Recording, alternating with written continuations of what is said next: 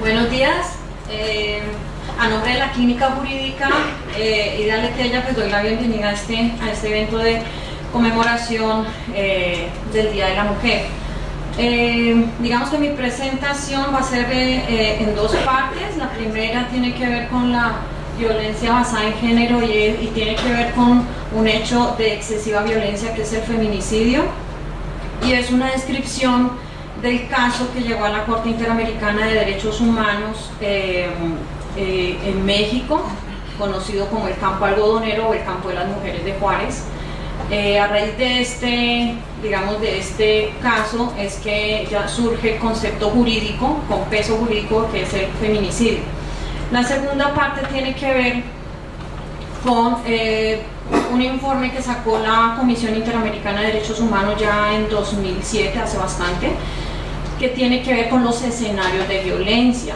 Es decir, allí hace la aclaración que no solamente son los espacios domésticos, los espacios públicos, digamos de manera general, sino que también hace énfasis en que hay espacios en donde hay excesiva violencia y son espacios que impiden, por ejemplo, el ejercicio del derecho a la educación, que pueden ser espacios en donde se da ese derecho, se brinda ese derecho, como en universidades y colegios, y la violencia que impide ejercer el derecho a la salud, que en este caso pues estamos hablando de violencia en salud. Hoy se está hablando, por ejemplo, de violencia obstétrica. ¿Listo? Entonces, digamos que esa segunda parte es para contextualizar el trabajo que está haciendo en este momento la Clínica Jurídica con algunas de nuestras estudiantes del consultorio jurídico sobre el acompañamiento que hacemos a la Subsecretaría de Género y sobre la acción que estamos tomando en este momento a través de una red universitaria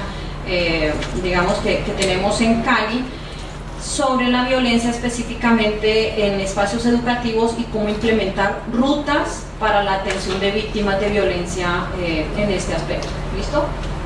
Bien.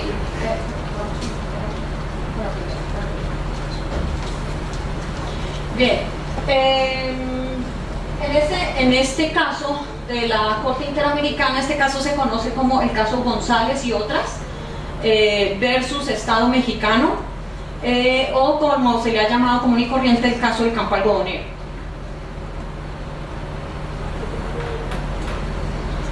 Bien, se presentó una queja ante la Comisión Interamericana de Derechos Humanos por una supuesta responsabilidad del Estado en cuanto al no permitir el acceso a la justicia de familiares de víctimas, mujeres víctimas de homicidio. ¿Ya? ¿Qué sucedió en ese momento? Se encontraron en 2001, 2002 más o menos, empezaron a encontrarse cadáveres de mujeres jóvenes. Y este caso fue con tres víctimas o tres familiares, familiares de tres víctimas, quienes acudieron a las autoridades, denunciaron los homicidios y digamos que se quedaron allí, ¿ya? Se quedaron en la impunidad. Entonces presentaron una queja ante la Comisión Interamericana de Derechos Humanos. La comisión indagó, se le preguntó al Estado mexicano qué estaba pasando con los resultados de estas investigaciones, y se empezaron a presentar diferentes, digamos, falencias y falencias graves en la investigación de los hechos. Adicional a esto, empezaron a presentarse más casos a tal punto que ya eran casos, digamos, cuantitativamente aberrantes y cualitativamente aberrantes, ¿ya? Se llama el caso del campo algodonero porque las tres víctimas que se conocen y por las que se abre este caso se dieron, fueron encontradas en un campo algodonero. Bien, ¿qué pasó entonces? Llegaron los familiares de tres mujeres jóvenes que habían sido asesinadas. Encontraron entonces la Comisión Interamericana, una vez presentada la queja, encontró falencias en las investigaciones. Por ejemplo, expedientes incompletos, no habían sido foliados, las pruebas y los documentos relevantes para la investigación habían sido perdidas, habían sido revictimizadas estas víctimas, los familiares de las víctimas habían recibido amenazas por parte de quienes estaban, digamos, en la ruta jurídica, supuestamente garantizando el acceso a la justicia. Bien, esas irregularidades se presentaron en todas las etapas del proceso penal. ¿Listo? Se afectó también aquí no solamente el acceso a la justicia de las víctimas, familiares de víctimas, sino que también se afectó su dignidad humana, su integridad física, su integridad psicológica, porque no solamente recibieron, digamos, una respuesta aceptable frente a las peticiones que ellos hacían sobre las investigaciones, sino que recibieron directamente amenazas por parte de las autoridades. Bien, ¿cuál fue el contexto que rodeó los hechos? ¿Por qué en Juárez? ¿Por qué, digamos, la mayoría de víctimas se dio en la frontera con los Estados Unidos? Finalizando los años 90, con los tratados de libre comercio, digamos que entraron fuertemente las maquilas a la zona fronteriza, ¿ya? Y llegaron a Juárez, que era una ciudad, digamos, pequeña, con unas dinámicas casi que rurales. Llegaron muchas maquilas norteamericanas y entonces empezaron a requerir mano de obra. La mano de obra que generalmente se había requerido era mano de obra para el campo, para los cultivos, y era mano de obra masculina. Entonces empiezan a requerir mano de obra femenina. Entonces, ¿qué sucede aquí? Estas mujeres que tradicionalmente habían estado en sus espacios domésticos, estas mujeres que tradicionalmente habían estado en escuelas, en colegios, y de allí, digamos, que ya habían perdido esos espacios más allá de su unidad doméstica, empiezan a salir y empiezan a romperse las dinámicas que habían sido conocidas tradicionalmente en los hogares. Entonces ya el hombre no era el único que, digamos, llegaba con los recursos económicos a la casa, ya era también la mujer la que se había desplazado del hogar a las maquilas. Muchas veces, como eran empresas norteamericanas, ganaban más que sus parejas, o ganaban más en su núcleo familiar que sus familiares masculinos, y eso empieza a generar conflictos al interior de las unidades domésticas. Adicional a esto, bueno, llega la industria maquiladora. En esa zona fronteriza empiezan también a evidenciarse otro tipo de violencias, como por ejemplo el tráfico de migrantes. Existía una evidente desigualdad social, había niveles de inseguridad y violencia muy altos por narcotráfico, trata de personas y tráfico de armas. Bueno, digamos que esa escalada de reacciones violentas frente a este nuevo fenómeno, digamos, económico y social, empieza en los años 90, termina la década de los 90, digamos, sin reportes oficiales de actos violentos contra las mujeres.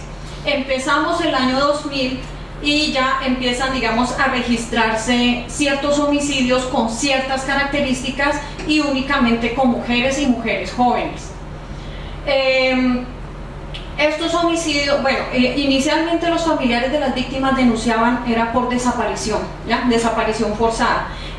Digamos que esa ruta jurídica que tenía el Estado mexicano era bastante tortuosa, porque empezaba a victimizar desde allí a los familiares de las víctimas y empezaban a victimizar a la víctima. Entonces los papás de las mujeres bastante jóvenes llegaban, denunciaban por desaparecimiento, y lo que decían era, bueno, pues es que ¿por qué esa muchacha tenía que irse sola a horas de la noche? ¿Qué estaba haciendo? Trabajando, ¿por qué no podía quedarse en su casa? Entonces, digamos que había no solamente desidia en las autoridades, sino que había victimización por parte de las autoridades. No recibían apertura formal de los casos, es decir, querían denunciar y no permitían el registro de la denuncia a las autoridades. Entonces ese era el primer obstáculo que tenían que solventar, pues, los familiares de las víctimas. Empiezan a aumentar los casos, es decir, el caso del feminicidio en Juárez se abre con 3 mujeres fallecidas, una de 17 años, menor de edad, otra de 19 y otra de 22 años, eran bastante jóvenes. Sin embargo, por las pesquisas y a través de los medios de comunicación empiezan a darse cuenta las autoridades que los casos iban en un alarmante aumento, ¿ya? Las desapariciones seguidas de homicidio. Entonces, llega la queja a la Comisión Interamericana, y no solamente la Comisión Interamericana se pronuncia, sino que también se pronuncian órganos multilaterales como Naciones Unidas. Hay pronunciamientos por parte de Naciones Unidas, el Parlamento Europeo y la Comisión Interamericana de Derechos Humanos. Entonces ya el Estado mexicano empieza a sentirse, digamos, presionado para dar con resultados sobre las investigaciones. ¿De qué se dan cuenta, digamos, estos órganos multilaterales y la Comisión Interamericana? Y por eso mismo decide demandar al Estado mexicano ante la Corte Interamericana, que hay una deficiente respuesta del Estado frente a estos crímenes y hay una violación de derechos a las mujeres víctimas y a sus familias. El Estado mexicano empieza a presentar cifras sobre las muertes y sobre las personas desaparecidas y fallecidas, y definitivamente esas cifras no coinciden con las cifras de organizaciones no gubernamentales reconocidas en el medio, y no coinciden con las cifras que maneja la Comisión Interamericana de Derechos Humanos. Bien, llegan los familiares de las víctimas, intentan acceder al proceso, ya una vez instaurada la denuncia, con las insistencias pues, que ellos con las que tienen que llegar, abren el proceso formalmente y ellos intentan averiguar qué es lo que pasa y no pueden acceder, digamos, a los procesos, a pesar de que parte del proceso penal tiene información pública. Se determina la inexistencia de más o menos 2.415 casos, es decir, los familiares habían denunciado desaparición y posterior muerte de casi 2.500 mujeres, y no existían formalmente los expedientes de estos asuntos.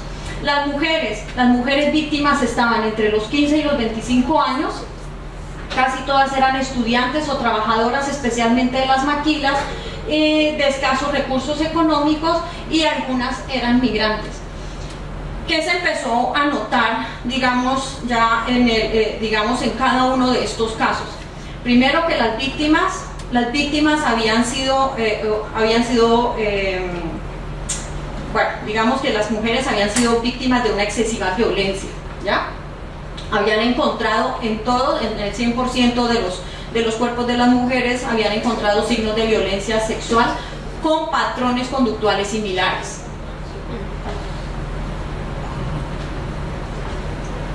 Bien, entre 1993 y 2003 se reportan entre 260 y 370 casos, pero después de 2003 empiezan a encontrar muchísimos más, al punto de que ya se superaban los 3.000 casos de las muertes y las desapariciones de estas mujeres.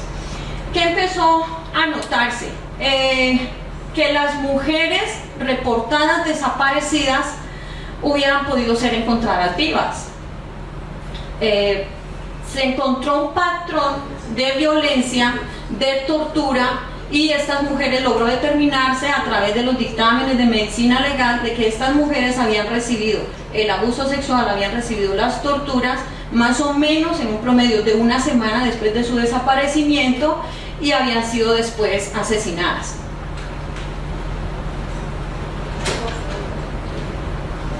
Bien, ¿cuál es el factor común, uno de los factores comunes que encontró la Comisión Interamericana de Derechos Humanos? Mujeres secuestradas y mantenidas en cautiverio, más o menos en un rango de entre 8 y 15 días, es decir, si la desaparición forzada hubiera surtido, digamos, su efecto, las hubieran podido encontrar vivas.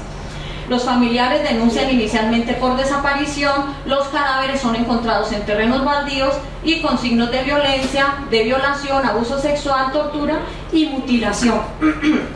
Mutilación de partes del cuerpo, digamos, que hace alusión a los genitales de la mujer, mutilación de senos, la ropa interior rasgada, las blusas de las mujeres rasgadas. Entonces, digamos que todo esto empieza a generar un patrón de violencia y un patrón conductual. de violencia. Bien, viene la Corte Interamericana, entonces recibe el caso contra el Estado mexicano. El Estado mexicano acepta la jurisdicción de la Corte Interamericana y ellos responden diciendo que efectivamente pues ellos han tenido ciertas investigaciones, que algunas han dado lugar pues digamos a encontrar por ejemplo a las mujeres, a la identificación de las mujeres, pero no dan respuestas concretas de por qué las autoridades no actuaron, digamos, debidamente, primero para encontrarlas vivas, segundo para encontrar a sus agresores, ¿ya? Y por último, digamos que la Comisión Interamericana y la Corte Interamericana aceptó esta teoría de la Comisión Interamericana, aceptó que había una violencia excesiva en estas víctimas. Estas víctimas habían sufrido una violencia excesiva que no se había visto o no se había visto antes en otro tipo de hechos punibles, ¿ya? Entonces, determina la Corte Interamericana que la violencia basada en género es la culminación de una situación caracterizada por la violencia reiterada y sistemática de los derechos de las mujeres por ser mujeres, ¿ya? Existe una cultura de discriminación contra las mujeres basadas en una concepción errónea de su inferioridad, y se trata de casos que no son aislados, no son esporádicos, sino que se trata de un fenómeno estructural, social y cultural. La Corte Interamericana, entonces, digamos que basada en conceptos de algunas personas que allegan esos conceptos a la Corte, decide bautizar esta conducta criminal o estos patrones como feminicidio, ¿ya? Entonces, para la Corte Interamericana, el feminicidio es el homicidio de la mujer por razón de género, solo por el hecho de ser mujer, y tiene unos patrones de conducta, digamos, plenamente identificables. ¿En qué se basa la Corte Interamericana para declarar responsable al Estado mexicano de las muertes de estas mujeres en Juárez? El artículo primero de la Convención de Belén do Pará, que es la Convención contra la violencia y todas las formas de discriminación contra la mujer. El artículo quinto de la Convención Americana de Derechos Humanos, que habla del derecho a la integridad. Y el artículo octavo y el artículo 25 también de la misma convención, que habla del acceso a la justicia. Es decir, todos los casos que llegan a la Corte Interamericana es porque no ha habido justicia en el país de origen. Entonces, digamos que el primer derecho que se defiende allí es el acceso a la justicia, ¿ya? Bien. El feminicidio, según la Corte Interamericana, o la violencia contra la mujer en razón del género y de su condición de mujer, es una situación de violencia influenciada por una cultura de la discriminación contra la mujer, y en muchos casos se presenta, casi que en el 100% de los casos, hay violencia sexual. ¿Por qué razón? Cuando hay violencia sexual y cuando hay mutilaciones de genitales y cuando hay, digamos, una excesiva violencia en el cuerpo de la víctima, digamos que la Corte Interamericana ha asumido la teoría de que se trata de un patrón en el que se toma a la mujer como un objeto y no como un ser humano. ¿Listo? Entonces, digamos que hasta aquí el tema del caso del campo algodonero, que es lo que permite que todos los estados de América, digamos, que ajusten su legislación y asuman a partir de esta sentencia que se puede tipificar el hecho punible llamado feminicidio, porque tiene patrones propios. ¿Listo? Bien. La otra parte de esta presentación tiene que ver con lo que estamos haciendo con la clínica jurídica. Una de las líneas de acción de la clínica jurídica es la violencia basada en género. Eso nos ha permitido generar alianzas con otras universidades y con la Subsecretaría de Género de la Alcaldía de Cali. ¿Qué estamos haciendo en este momento? Estamos determinando, a raíz de otro informe que sacó la Comisión Interamericana de Derechos Humanos, estamos haciendo énfasis en los contextos de violencia, en los contextos que implican riesgo para las mujeres. Y son, digamos, contextos, espacios que no necesariamente y no exclusivamente son las unidades domésticas, que digamos que ese puede ser como un imaginario, sino también otros espacios, y no necesariamente espacios públicos o como nosotros podamos determinar, no sé, parques, centros comerciales. Le ha hecho especial énfasis al espacio en donde se ejercen otros derechos, como es en el sector educativo, ¿ya? Las universidades y los colegios no son ajenas a la violencia basada en género. Las universidades y colegios hacen parte de un contexto y hacen parte de un todo en el que también, muy posiblemente, porque digamos que no se ha estudiado todavía, pero muy posiblemente se presenta la violencia basada en género.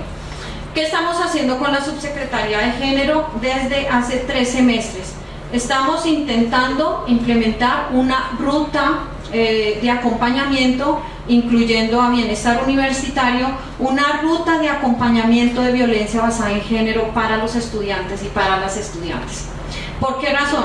Porque sí se han presentado hechos violentos, no digo al interior de la universidad, pero sí hechos violentos contra estudiantes de la universidad y que encajan perfectamente en la violencia basada en género. Entonces, a través de bienestar universitario, digamos que el receptor es bienestar universitario, el filtro pueden ser los mismos estudiantes, el filtro pueden ser los profesores. Entonces estamos implementando una ruta en la que podamos nosotros intervenir y atender a una persona que decide asumir su condición de víctima de violencia basada en género y decide pedir ayuda, ¿ya?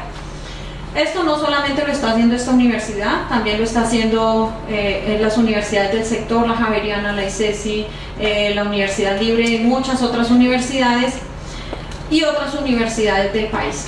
¿Por qué razón es importante abordar los espacios educativos? Por lo que les estaba diciendo, porque aquí también se pone en riesgo otro derecho importante, y es el derecho a la educación.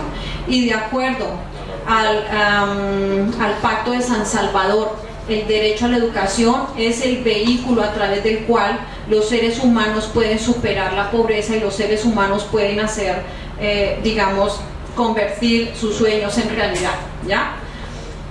Sobre el derecho a la salud, bueno, eso digamos que la clínica jurídica aún no lo ha trabajado y no lo hemos trabajado porque todavía estamos en este contexto del espacio educativo, pero sobre el derecho a la salud ya también se está empezando a implementar estrategias de abordaje.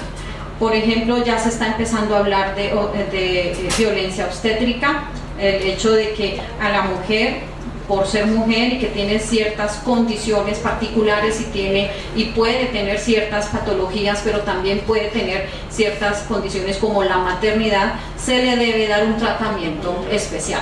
Digamos que todavía estamos un poco en pañales en este tema, pero ya se está empezando a abordar desde el tema de la investigación.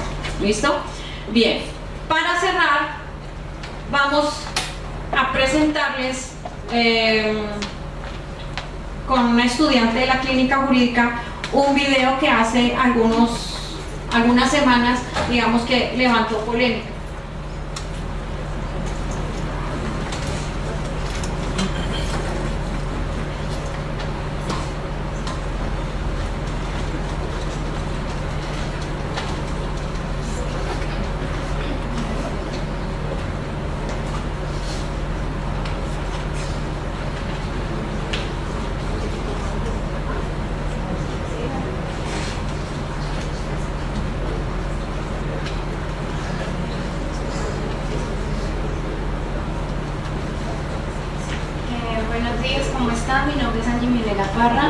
Yo hago parte del grupo de la clínica jurídica con la profesora y con otro grupo de compañeros.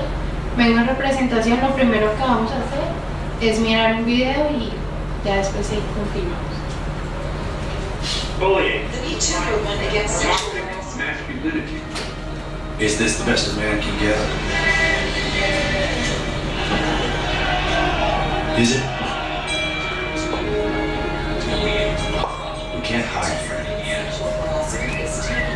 This been going on far too long. We can't laugh it off. What I actually think she's trying to say. Making the same old excuses. Boys will be boys. Boys will be boys. Boys will be boys. But something finally changed. Allegations regarding sexual assault and sexual harassment. And there will be no going back.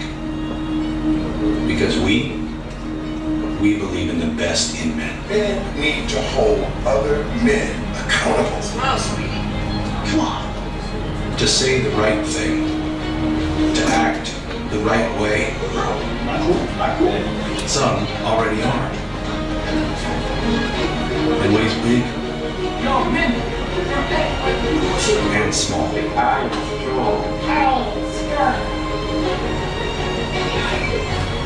But some is not enough. Some will treat each other for that.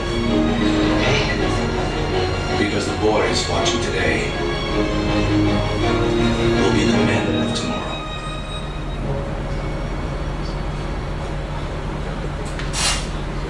¿Listo? ¿Alguien tiene algún comentario sobre el video? ¿De pronto? ¿Lo habían visto? ¿No? Listo. Nosotros, en el grupo de clínica jurídica, estamos investigando los temas de violencia contra el género, en este caso en específico de violencia contra la mujer. Digamos que esto es un comercial el cual ha sido muy criticado por diferentes medios porque la principal razón de crítica dicen que es un comercial que va dirigido contra el hombre. Entonces no podían creer que una compañía pues que facturaba más de 6.600 millones anuales se atreviera a hacer un tipo de comercial como estos. El comercial tiene un mensaje muy claro y es referente a los estereotipos contra las mujeres, como ellos no pueden, si pueden. Y bueno, el bullying también hace parte importante. Eso es el mensaje que queremos dejar hoy de nosotros los estudiantes de clínica jurídica. Es un tema que vamos a seguir desarrollando. Digamos que este es el principio. Sobre el comercial queremos decir que existen varios tipos de crítica. También hay gente que lo critica de forma muy positiva, diciendo que obviamente es un comercial en que, a pesar de que Gillette por lo general todo el mundo lo conoce como una marca para hombre, tiene productos de línea femenina. Entonces ellos quisieron enfocar el comercial un poquito a ese tipo de reconocimiento que casi nunca se les da a las mujeres. También vimos, el comercial generó tanto impacto y hoy en día todos sabemos que las redes sociales hacen parte importante de tipos de comerciales o así. Entonces hubieron muchos tweets a favor, muchos en contra, gente que decía que iba a dejar de utilizar las líneas solo porque se sentían amenazadas, hombres que decían que ellos lo estaban haciendo en contra, y hay otro tipo de hombres también que lo defendían y decían que, el hecho de que alguien criticara un tipo de comercial como estos se refería a que de pronto si usted se identificaba con él es que hacía parte del problema. Entonces pues ya este era nuestro mensaje. Vamos a seguir trabajando sobre este tema y le doy la palabra a la profesora. Muchas gracias.